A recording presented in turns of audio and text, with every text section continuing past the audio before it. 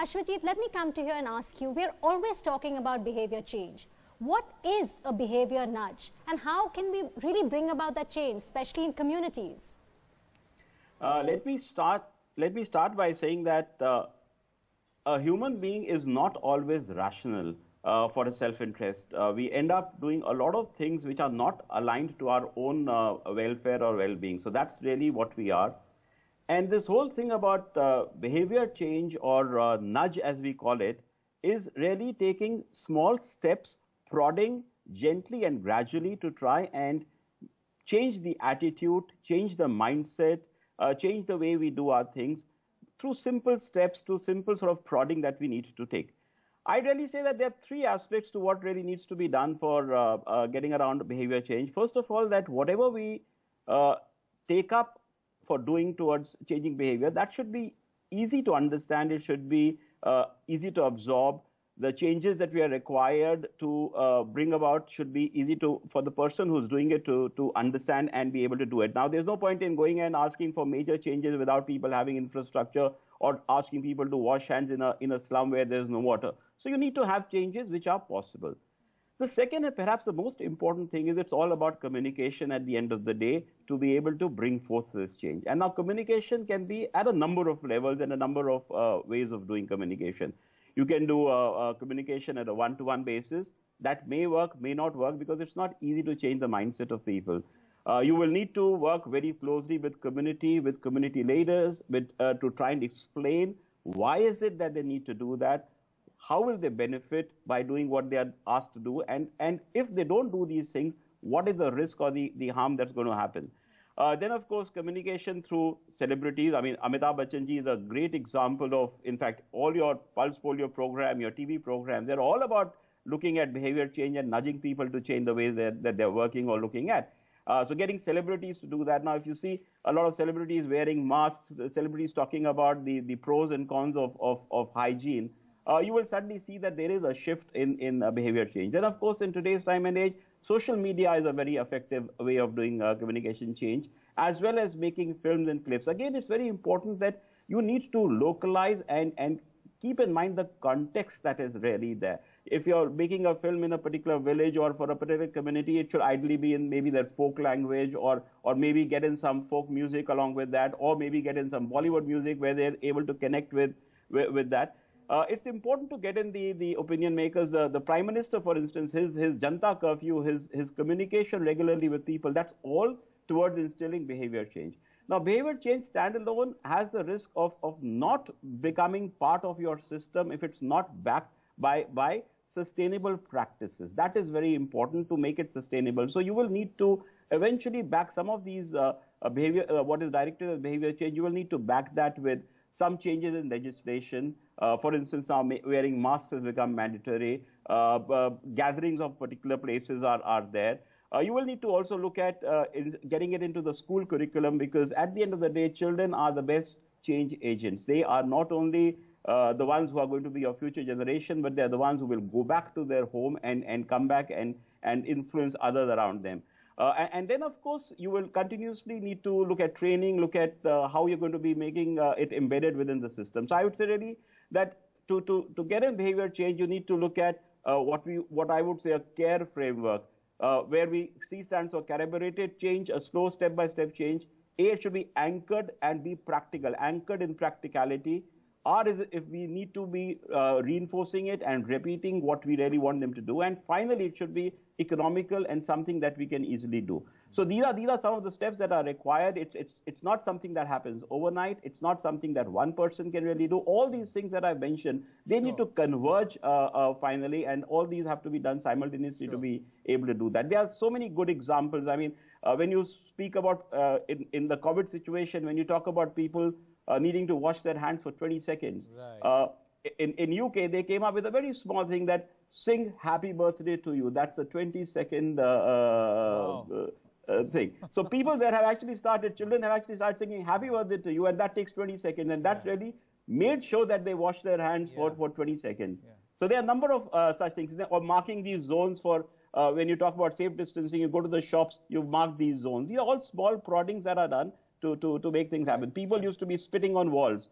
Suddenly you find in a number of government offices and public places, you've actually got goddesses and gods there, their I sketches think or drawings there to stop that's that. a nice way to define a nudge. Now, you know, Rajesh, you and your London Business School colleagues have been working with entrepreneurs in rural India over the last several years. How are you staying in touch with the villagers now? What are some of the challenges that you've witnessed? That's a great question. Actually, this was a dilemma we had when the pandemic hit. Normally, at this time of year, I would be in rural India, out with the villagers rather than in a suit sitting here in London. And when the pandemic hit, of course, we needed to understand, given all of the different research projects and teaching programs we have, we needed to understand what is happening. More importantly, get a sense for how villagers in rural India are responding to this pandemic. And what has been striking is how the investments that were made much before the pandemic, and sometimes just months or a few years before the pandemic, are now paying off. So now we're able to communicate with villagers on their phones, even if they don't have a smartphone themselves, a member of the family has it.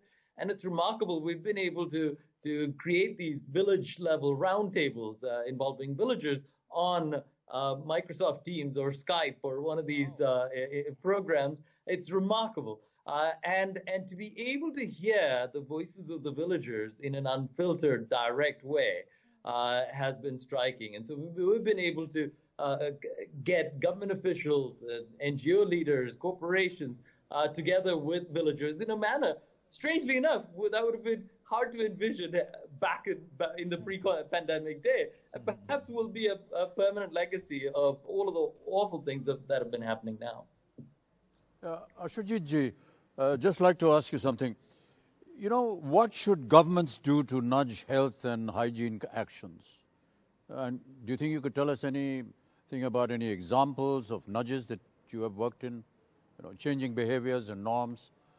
Sure, we heard a lot of what you had already spoken about, but from the side of the government, is there anything that the government can do?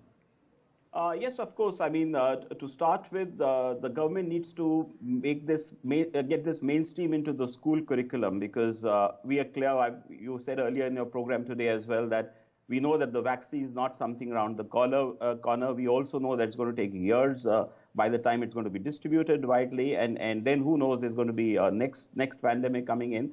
So it's important for the government to inculcate and start this in the school curriculum. Important for the government to continue with its policies around masks and gatherings and social distancing. It's important for the government to continuously come out with research reports on the risks of what would happen if you don't do what you're doing right now, as well as positive news as well. It's important to get some positive news. It's good to see you, for instance, being here after having gone through this particular thing. It's also important for the government to recognize some of the best practices, come up with awards, recognitions, etc. And at the end of the day, it is extremely important for the government to also monitor what is happening. There's no point in making policies which are poorly implemented. It's more important to make, even if it's a mediocre policy well implemented, that's far better than making a great policy that's poorly implemented. There are a number of good examples of what governments have been doing around the world in various areas. Now, take the example of Spain, for instance. There they have a default option for organ donation. If you don't want to give your organ, you have to say, I don't want to give your organ. And as a result, Spain is today one of the leading countries as far as organ donation is really concerned. Similarly, in the UK, you've got an automatic pension plan. If you do not say, I don't want to get into a pension plan, people get into a pension plan. Or for that matter, in shops or in malls, if you start putting sanitizers and hygiene and masks at the cash counter, replace that with chocolates and candy bars and things, that itself will automatically do that. And above all, of course, the government would also need to continuously provide facilities, because there's no point going and telling villagers to wash their hands if there's no water. There's no point to tell them to sanitize if that's not available. So I think government has a huge role to play in this entire thing to make it sustainable and long-lasting. Yeah, Rajesh, women, play a huge role in behavioral change. So how are they driving behavior change in health and hygiene? How can technology help them drive change during this pandemic period and lockdown? That's a great question, Mr. Bachchan. As you know, women in India have always had a role in driving change. Often that role has been behind the scenes. What you're observing now is women up front. And especially in rural India, once again, because of the kinds of activities that you and other panelists had described, for example, the toilet building campaign, very often the leaders behind these on the ground were women. And because they were involved in these very visible and generally positive, perceived as positive activities, now when women organize WhatsApp groups and communicate information about what's happening, try to overcome misinformation, or organize the kinds of nudge activities that Ashwajit ji was referring to. So organize village level poetry competitions around hygiene, organize ways to understand how information, where to get information, for example. When they do this, their role becomes even more prominent. So on the one hand, women have had a role often behind the scenes. More recently, they've had a much more visible role, and that is changing. Now with the pandemic, especially since people are not able to travel as freely, women, especially women entrepreneurs who've had the training or who've had the ability to do so, are organizing in activities we're working on, for example, with an organization in India called Dharma Life. They're organizing these large WhatsApp groups and discussions, and in the process changing things, changing behaviors.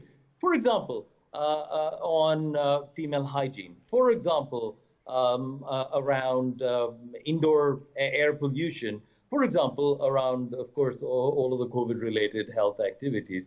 And so everything we've just been discussing has been coming together through the focal point of the female leader. Yeah, very encouraging to hear that. Yeah, it's interesting. Yes. Now, behavior nudges. Thank you so much, Mr. Chandy and Mr. Singh, for joining us.